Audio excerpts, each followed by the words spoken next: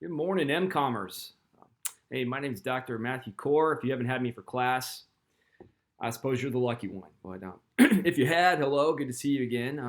And today is my turn to communicate with you on here, the channel, and try to get us through this it's interesting time. So one of the reasons we even have this channel is because a lot of us are feeling isolated, and so this is a way for us to kind of reach out and try to establish some sort of connection the best we can during this weird time, right? So we've been hearing a lot about the term social isolation, right? And I don't think I've thought much of it until I started thinking about what to talk about today. And the whole term isolation itself is kind of strange, right? It not only implies like a sort of loneliness, but like a physical loneliness, like a more proximal loneliness, being apart from each other. So that got me thinking, well, that could be good or bad because I'm a big fan of Superman growing up. Superman was amazing, but sometimes he would be like so sick of just human beings that he would need to get away, right? So he'd go to his ice palace and his fortress of solitude, right? And so that got me thinking about another influential figure in my life, and that was reading a book by Viktor Frankl called Man's Search for Meaning. And the whole premise of this book, I mean, there's a lot of amazing things that happen in this book. Is right. It's about being in a concentration camp. It's about surviving. It's about finding something to live for, which really was different for everybody. Some people had family to get back to, maybe, or try to find. Some people were working on a book, and they just had to survive in order to go finish that book, and that was going to be their legacy. But really, the message of the book is that the only thing we can control is the attitude that we approach things with. So then I was thinking back to social isolation and the word isolation. So we could either approach isolation as Superman did and think about it as a way to recharge, to grow, to strengthen ourselves, back to our optimal strength.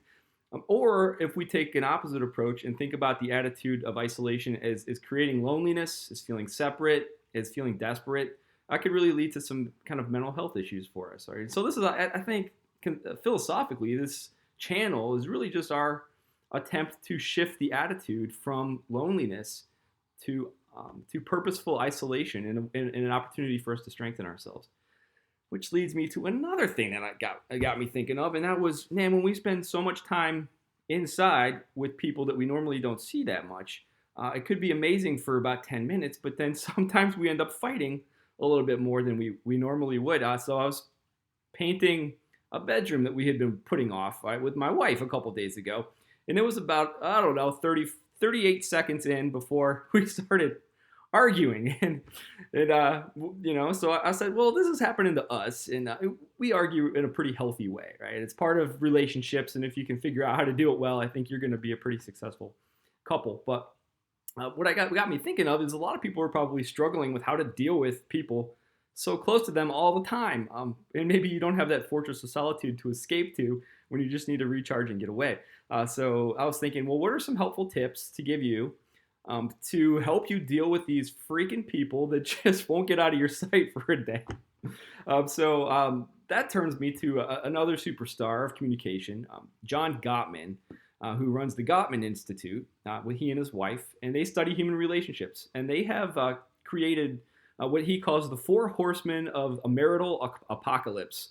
So there's 4 things that could ruin a relationship to the point of no return, and I wanted to share those with you today so that you could think about which ones you're seeing and which ones you're guilty of. And just to be mindful when you're doing that it can really destroy relationships. So with no further ado, the 4 horsemen of marital apocalypse. Number 1 is criticism. So this is very common whenever you're trying to maybe park your car and you didn't park in the place that your maybe significant other wanted you to park in, and they'll let you know everything that you're doing wrong about turning the wheel, and they wanted you to back in as opposed to come in front first. Or maybe you're loading the dishwasher and you're doing it wrong. And we all know that throw things in there, push the button, and most of it'll be clean when there's a bunch of right ways to do things. But criticism can oftentimes build up over time and ruin relationships. Which brings me to the second horseman of the marital apocalypse, which is defensiveness, right? So defensiveness is very common if somebody comes at us and says something like, you didn't take out the trash last night, instead of saying, oh, you know what, I totally forgot, we may say, what? Well, you didn't cook dinner last night, or you didn't vacuum the carpets like you said you were going to. So instead of thinking about what they say, it's an immediate response that shows their faults as well as a defensive mechanism, right? So defensiveness can help ruin relationships as well.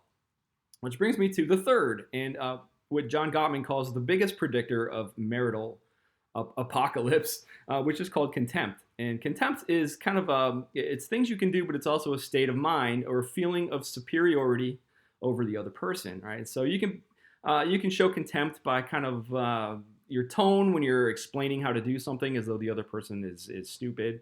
But the most common form of contempt is name calling in a relationship, and so this could take various forms. My wife might call me an idiot when I'm painting the walls in a different way, which not only is critical, but it's also contemptuous because it would say that only she knows the proper way. She doesn't do this, by the way. Just keep me out of trouble.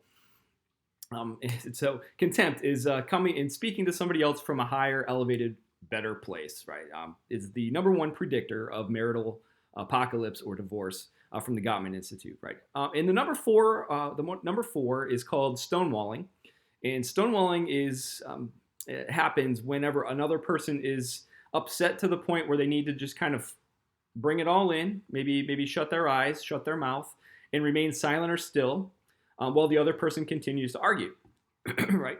In heterosexual relationships, 80% of stonewallers are men, and they have also shown that in same-sex couples, lesbians also stonewall as well. So this isn't necessarily a biology thing here, but thinking about a stonewaller, what's going on inside their heads is kind of like this self-soothing inner monologue. It's a way to say, okay, just calm down. Don't say anything that's going to get you in trouble. How long can this continue? The game comes on in 10 minutes. How long can this possibly last? You can't touch me then. But what really happens when you stop responding to somebody, as many of you probably know, is they get even more upset, and it does nothing to help the relationship, right?